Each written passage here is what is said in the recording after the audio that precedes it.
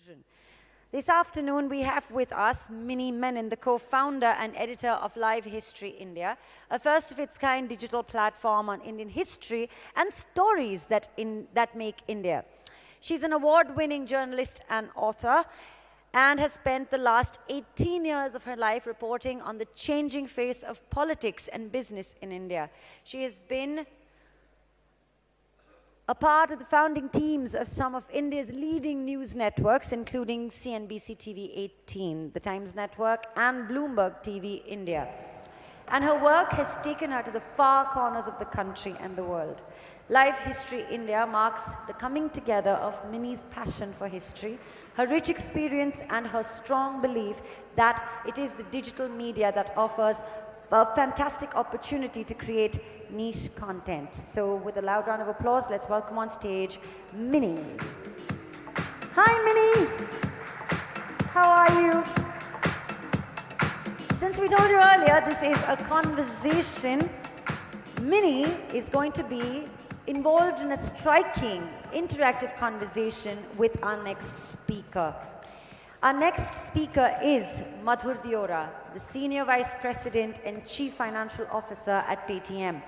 As CFO, Madhur is responsible for leading Paytm's finance function and investments and fundraising activities. He also leads the company's entertainment business. Madhur has over the last 17 years of professional experience, and prior to joining Paytm in October 2016, he served as the managing director in Citigroup's investment banking business as a career which spanned across New York, London, and in Mumbai recently. In his last role at Citi, he was responsible for telecom, media, technology, internet, and private equity clients in India. In 2015, he also led the fundraising discussions for Paytm with Ant Financial and Alibaba.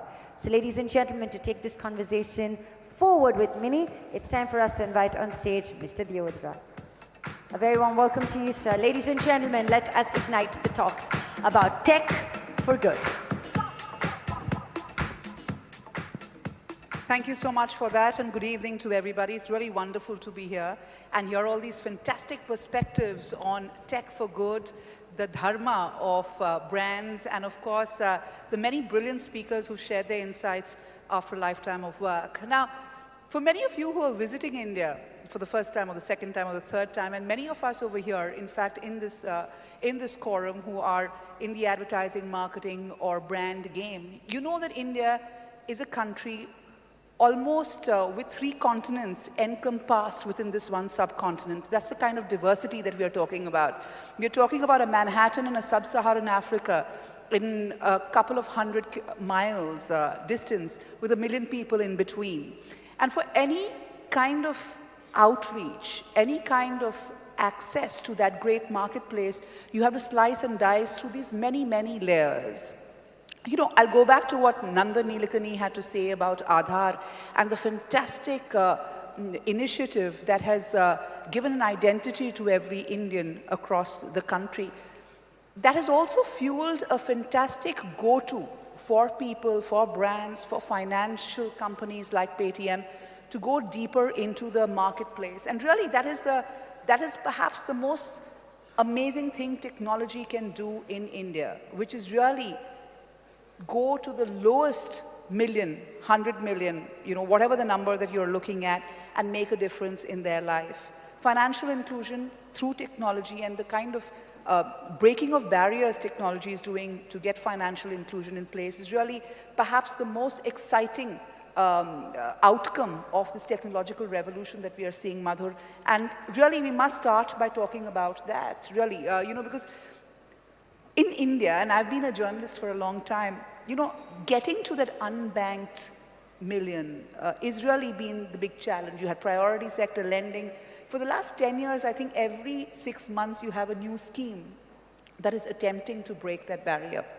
Now, I want to dip into your own experience in Paytm because it's been a trailblazing company, which is, and I'm going to come to the valuation bit later because he's been part and parcel of that journey also. But what are the milestones achieved? I mean, if you were to look at the last 3-4 years, how far deep have we gone into India? Yeah. So I think to your question, the time has come, right, for financial inclusion. Just to give you some data, so we have about 400 million users in India. So effectively, everybody who uses a smartphone has interacted with Paytm already.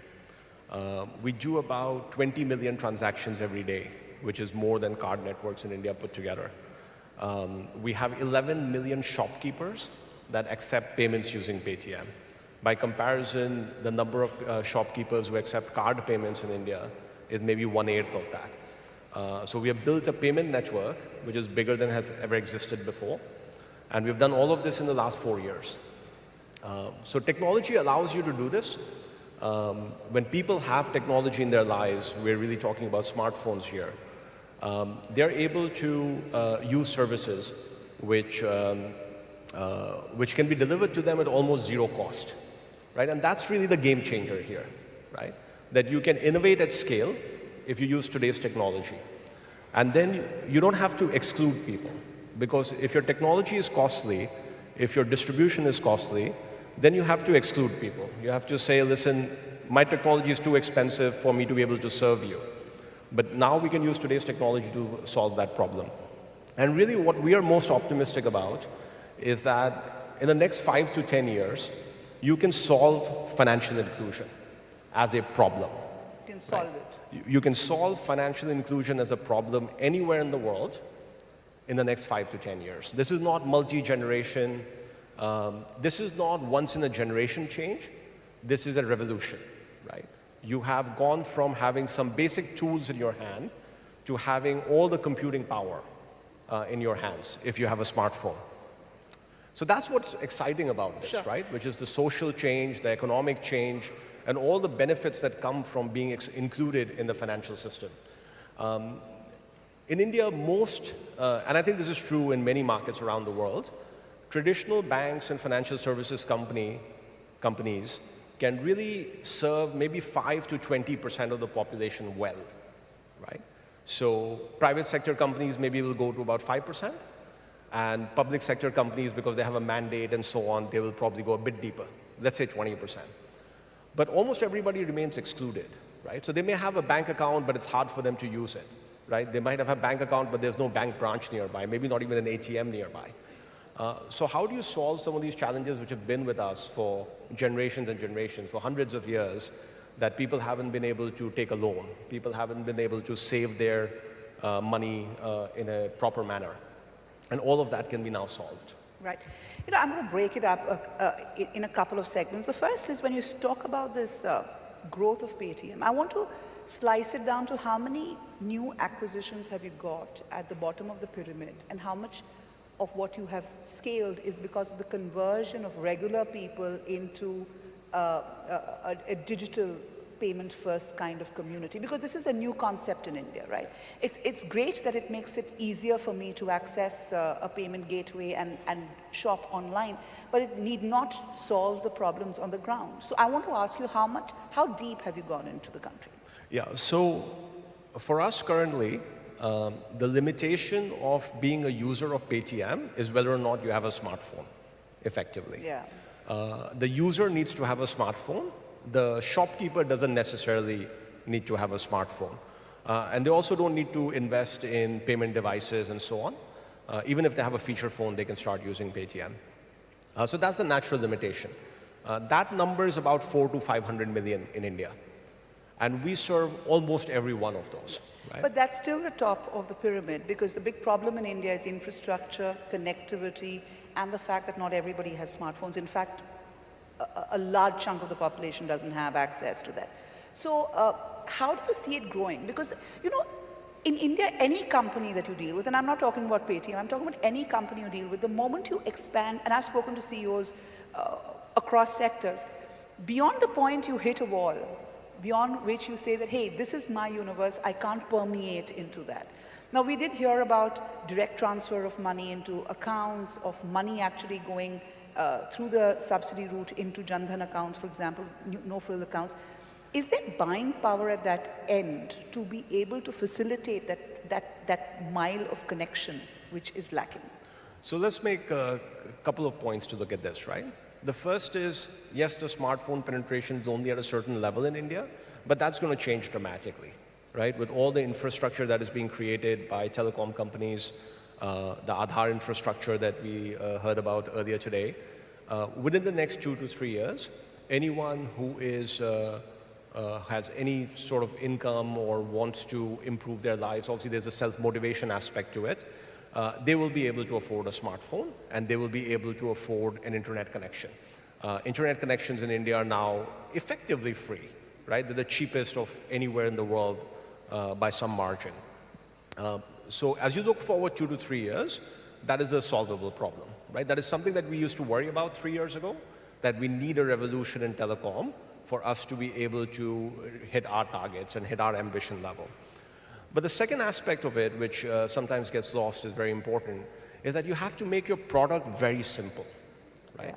You have to make your product very, very relevant to people, right? So by product in the technology world, we mean the app, but also what you are trying to get the user to engage with, right? So we were having a conversation earlier today with someone, and they said, what is your first wealth management product? So almost every bank in India will sell you mutual funds. Paytm for 1 year did not sell mutual funds. We sold gold. We sold Paytm Gold, which is digital gold, but with physical gold at the back end. So what am I solving for? Digital gold is very cheap to sell because I don't have to physically give you a coin, but I also need the customer's trust, right? Because the customer has to trust, listen, where's my gold? In India, everybody wants to know who has my money.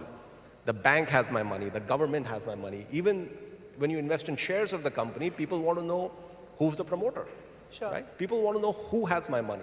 So we can tell them your money is sitting in a vault, which is run by Government of India company, right? So physical gold at the back end, this is not cryptocurrency. This is not Bitcoins. Digital gold at the front end, so it works as well as Bitcoins do, but with something backing it at the back, right? Because we wanted to solve for 500 million Indians. And where do Indians save? They don't save in mutual funds. They save in gold.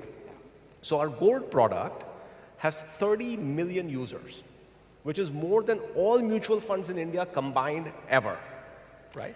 So that's how we have to fundamentally think differently, because we can make a lot of money selling mutual funds, right? And we don't make that much money selling gold actually, right? But we need to include people. And gold, I think, was a masterstroke because India is gold obsessed, you know, and I think that's really a great go-to. But again, I can argue that only a certain category of people can afford gold. And we are talking about how technology can bridge gaps. So I'm going to ask you, you know, payments is one thing, you know, making it easy to make transactions or do transactions is one thing. It's really getting them access to the financial security that each one of us has in this room. Can you get them insurance? Can you get them some kind of a savings scheme? Can you get them, you know, some kind of a pool that they can dig into over a period of time, a pension fund? Now, these are not products that reach them at all. And in many cases, I mean, you hear about farmer suicides where farmers are committing suicide for loans as low as 50,000 rupees and 60,000 rupees, and it's appalling. So my question to you is, how much thinking is going in to really make that leap of faith, saying that, hey, there is an opportunity, we've got very low costs of penetration, we can go down that path, that it might not be the most lucrative business-wise, but it is a path where technology can do good and really transform lives. That's absolutely our mindset and absolutely our DNA, and we didn't talk about this before, by the way. Let's just go back to gold for 1 second. The challenge of buying gold in the physical world, when you say not everybody can afford gold, because not everybody can afford 1 gram of gold, which is the smallest coin you can buy. That costs 3,000 rupees, about $50, right? But when I sell digital gold, I can sell 1 rupee of gold, which is 2 cents. And you keep saving 1 rupee of gold, 11 rupees of gold, 101 rupees of gold, and when you have enough, you can take a coin, right? So we are also able to reduce the size. The other reason people don't buy gold is because they don't trust the quality. But here we can control it, and we say Government of India is saying this is 24 karat 99.9 gold, right? So this is the best gold, this is the same gold that central banks buy. So you build that trust. On lending, again, if you want to borrow $100, you cannot borrow $100 other than at very exorbitant rates, right? Because in the traditional system, and there's not a criticism, it just is the cost infrastructure, it is very expensive to process a $100 loan. It's actually no less expensive than processing a $1,000 loan or a $50,000 loan. So naturally, if you have that cost structure, you'll say, I want to do $50,000 loans. I don't want to do $10,000 loans or $1,000 loans. At Paytm, we can do loans which are as small as $3. So we started a product 4 months ago, which has 3 million users in the country. The credit limit is as small as $3. It can go all the way up to $900. You said 50,000 rupee loan, $900 is roughly a 50,000 rupee loan. Within 4 months of launch, we have 3 million users. That would make us effectively as large as the 5th largest credit card company in India within 4 months. And within 1 year, we feel that we can take it to about 30 to 50 million users, which would make us bigger than all credit cards issued in India. And this is based on zero processing cost. I just know enough about the user. We talked earlier about data. I just know enough about the user to know that this person is okay. They will repay a $100 loan, right? And if we give it to 50 million people, if 50,000 of them are not able to pay us back, that is also okay, right? So we know enough about user behavior. We don't sell this data. We don't share it with anybody. This data is too valuable for us. And there are data privacy issues, data security issues. But we're able to use all of this to say, if you only want a $3 loan, if that's all you can afford, because I'm not confident you'll be able to repay a $1,000 loan, I will give you a $3 loan. And let's see how it goes. If you repay me the $3 loan, next month I'll make it a $10 loan, because now I know even more about you. And then the month after that, I can make you a $50 loan. And then eventually, so you don't have to go for payday loans. You don't have to go to money sharks or whatever they call lending sharks and pay 60% interest rate. Right. You know, Nandan alluded to the very powerful concept of how in India the digital revolution is going to turn the whole concept on its head, because what you'll have is a data-rich person who might not have the financial muscle power to actually, be able to afford technology or access areas where he should be able to access otherwise. So it brings us back to the question that a lot of the planning of products, a lot of the services have to be customized to this new entity. There are no global benchmarks. And I think there are a lot of cross-learnings one can have from, say, your success or your case studies and an FMCG company's case studies on how you really reach the last mile and make a difference. So I'm going to ask you, what are the learnings from there? What are the 2-3 things that stand out, which are really unique to that base, and where you think there can be scope to grow? Sure. I think the first one, just to reiterate, is around data, right? And Nandan articulated the 4 different data models according to the frameworks that he's developed.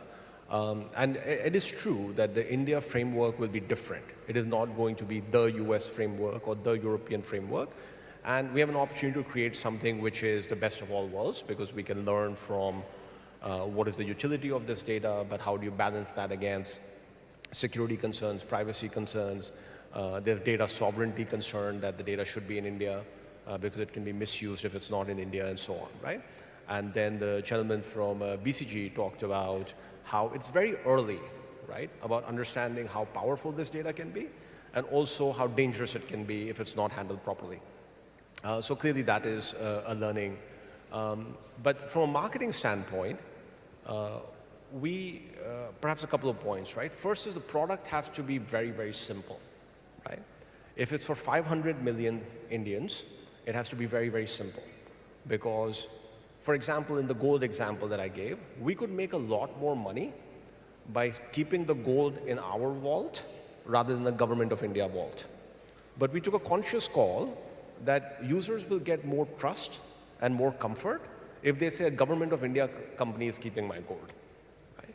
And that was important for us, right? We needed to be able to communicate very simply that your money is safe, right? It is with the Government of India company and you trust them. You trust Government of India, you trust Government of India banks, so why wouldn't you trust a Government of India vault? So it's not just about your messaging. Sometimes you have to change the product so that your messaging is simple and it can be trusted. The second learning that we had is that, at least for us, you can't start with a product for the first 1 million person and then make it for 10 million. Just going down the pyramid is very hard, right? Because at some point you run into issues like what they call the incumbency problem, right? You make a lot of money from 50 million people, why would you bother going after the next 100 and the next 500? So we're consciously thinking about what is the product for the 500th million Indian, right? If you want to reach the 500 million Indian, you start there, right? And you build the product which is super relevant to them. You prioritize those products, you prioritize that kind of model. And then if you build something powerful enough, then enough people will use that, right? And even people who are at the top of the pyramid, if you will see value in using that. You know, a lot has been spoken about demonetization, and you know, Paytm has been one of the biggest beneficiaries of demonetization from 2016. But I was looking at RBI data, Madhur, and we are back to the cash levels that we were in the pre-demonetization stage. So one could argue that a lot of this attention towards cashless transactions, to digital payments, etc., is actually coming to nothing because people have gone back to the comfort of cash, and that has its own challenges. At Paytm, since you're so invested behind this cashless economy and technology, how are you reading it? Yeah, I think I would slightly disagree with whether people have gone back to cash, right? Certainly in our data, we used to do 2.5 million transactions a day before demonetization. Now we do 20 million a day, right? But the overall cash in the system is the same as it was pre-2016. I haven't seen that data, and I don't know what people are doing with that cash, but what we do know is that people are doing more digital payments, right? The number of unique users who are doing these transactions has also gone up 8x. Our transaction values in the last 2 years has gone up by over 20x, right? So these are very large numbers that we have seen in terms of growth. And this is not just a bump that we got during demonetization. Even in the last 1 year, it has actually been the fastest growth period for our company, right? Which is well after demonetization. It is 1 year after demonetization, so even in the last 1 year. So we're seeing that. I think what demonetization opened our eyes to was the power of the offline network. Because on the day of demonetization, we had 700,000 merchants in India, shopkeepers and restaurants and taxi drivers who used to accept Paytm. Today it's 11 million. So 15x growth in the scale of our offline network, right? Because we saw that actually vast majority of transactions happen in the physical world, right? Only about 3% of transactions in India happen in the digital world. So we really found this as a large use case that if you want to touch all Indians and across all of their use cases, we really must execute in the offline world as well. Which is an interesting model, and I have a question on that, but I am going to ask you about the numbers.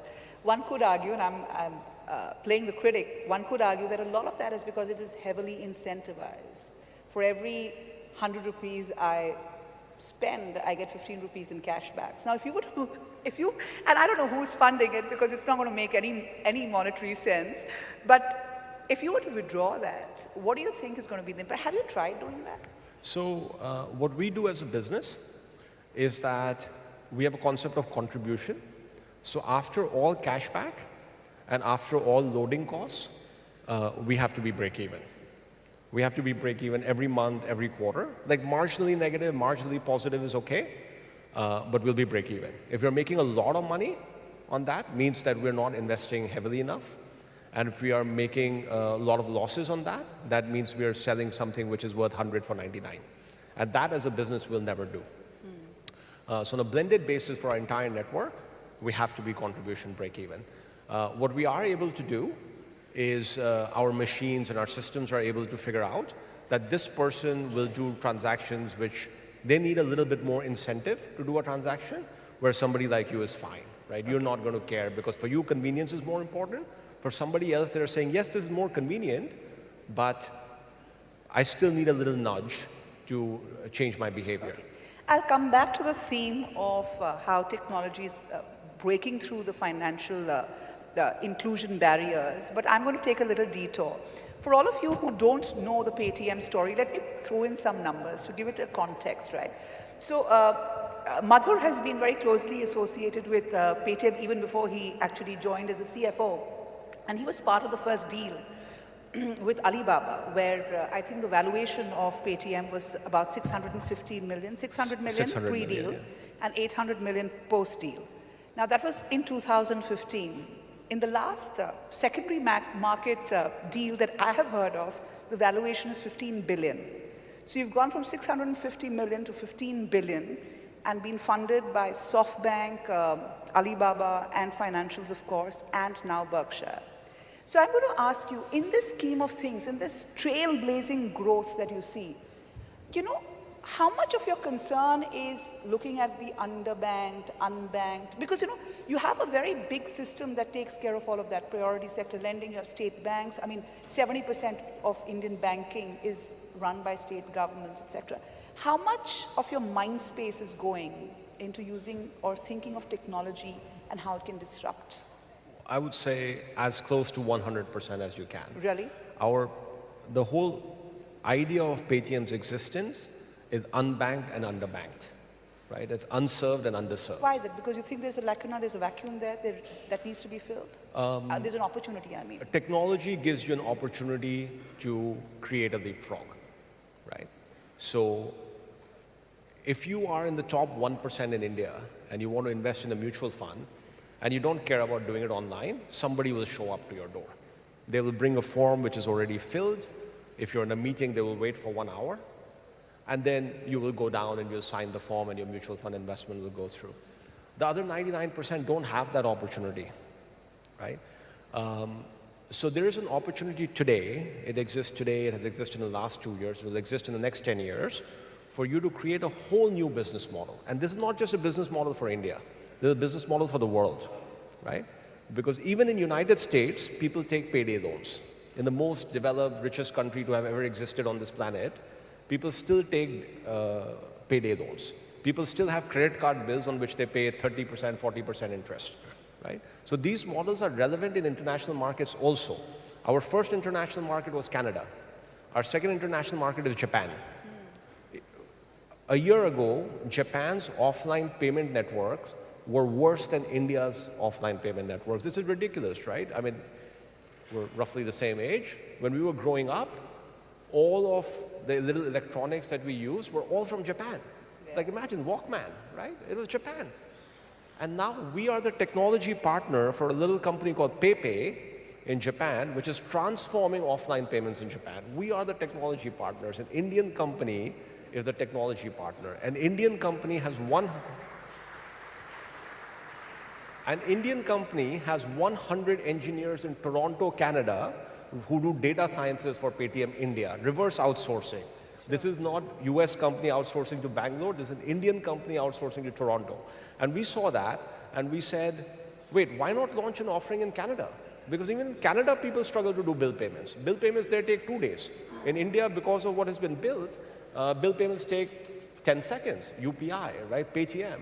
It takes 10 seconds to do payments, but in Canada, people wait 3 days, 2 days to make payments. So we said, maybe we can change that. The mayor of Toronto came to our Delhi office to launch Paytm Canada, right? So these are models which are relevant for around the world. And we consciously took a call not to go to other developing countries because we said, this is not copy-paste. We want to learn about new problems and we want to, as problem solvers, try to solve those problems. Sure. So that's really the journey. But unbanked, underbanked, unserved, underserved exist in all markets where technology hasn't really taken that. New companies haven't come and said, we will use technology to create whole new business models. Right. And it's a very important clarification because one thinks unbanked, underbanked means poor and underserved and, you know, where access is the problem. But you're saying that even in developed countries you have this. I'm going to ask you about Ant Financial, which is Alibaba's payment piece, which was really brought in to fuel the transactions that Alibaba was doing on its e-commerce side. In your case, it's a conglomerate that is getting made because you started as a payment company, now you've got a mall, now you've got a bank. You know, there are many circles around which, I mean, if you were to look at the Chinese market, are there cross-learnings, especially when you deal with the underbanked and unbanked? Yeah, absolutely. But I take it a little broader and say role of technology in transforming, right? So when some of the companies in US became big, it was basically web, right? There was no mobile phone, no mobile internet. And similar in China, right? When Alibaba became big, it was largely a web company and then was very successfully moved to being a mobile company. One of the things that has changed fundamentally is that now payments come first, right? If you guys are old enough, you remember that 10, 15 years ago when you did shopping, you would select something, and then you'd put it in your cart, and then you would do a checkout. So your payments came right at the end. But when you do Uber, you put your payments first. And that's really the mobile experience, right? Your payments always comes first now. So that's why you start as a payments company, because you don't have to shop online, but you have to do payments, online or offline. So that's why we started as a payments company that does more engagement, more trust with the customer. And then, of course, it gives you an opportunity to do many, many things. And to your point, there are a lot of learnings from China, not just from Alipay and Alibaba, although they're enormously successful and great technology companies, but also other ecosystems. Because what is happening in the mobile innovation in China is quite unique, right? And we have believed for the last 7 years, even before Alibaba became a shareholder, is that if you want to learn where mobile innovation is going to come from on the mobile phone, on the smartphone, don't go to US, don't look west, look east. Because what they're doing is truly unique and truly transformational. And the speed at which they move and the innovation that they do, you have to be careful. We try to learn a lot, we try to copy nothing, right? So we learned certain things which in China, which was completely unrelated to gold, which informed our gold product. We learned something about offline payments, which informed our offline payment journey, but it was dramatically different, but it was based on some common learnings that we saw in China. You know, one truism in India is that you really need 100, 200 Paytms to really make a difference. You will disagree with me. You'd want Paytm to be the monopoly. I totally agree. But I'm saying that, you know, we are in the last minute of our conversation, and sadly we don't have a Q&A session, but I'm sure the audience members can seek you out after. But I'm saying, what is, if you were to crystal ball gaze, in the next 2-3 years, I mean, the last 3 years have been heady, you know, when it comes to technology. There are lots of mistakes being made, there are a lot of learnings on the ground, but what do you think is going to really change the game if you were to look at technology really breaking through the barriers? What are the 2-3 things that need to line up for that to happen? I think the first thing is any business model which is focused on expanding the market rather than just going and doing what somebody else already does, but trying to do it better, right? So if you're trying to expand the market, in India there's endless opportunity. And I do hope that there'll be 10 and 20 and 100 Paytms who are trying to solve different problems, right? Not the same problem just because it's somebody else is solving it, let me also get into it, right? So there are many, many problems that can be solved through technology. And we hope that there are dozens and dozens of companies that are doing that. And it's absolutely possible. But the focus that we've had, which has at least worked well for us, is can you expand the market, right? Somebody already is serving a customer. Don't try to go grab market share from them, right? Go expand the market. And if you have done something unique in that process, you'll be the natural market leader. On that note, thank you so much, Madhur. We are completely on time out there. Really enjoy the perspectives. And let's see, when is the next fundraising? And what will the valuation be at? Can't say. Okay, thank you so much. Thank you. Thank you so very, very much. Well, all I can say is, Mr. Deora, you answered some burning questions coming from Mini. Thank you very much. Ladies and gentlemen, I'm going to invite someone really special on stage to present a token of appreciation to our wonderful moderator and, of course, our speaker. So with a huge round of applause, please welcome on stage Mr. Vikas Agnihotri, the country head, Google India, to present both our distinguished guests a token of appreciation.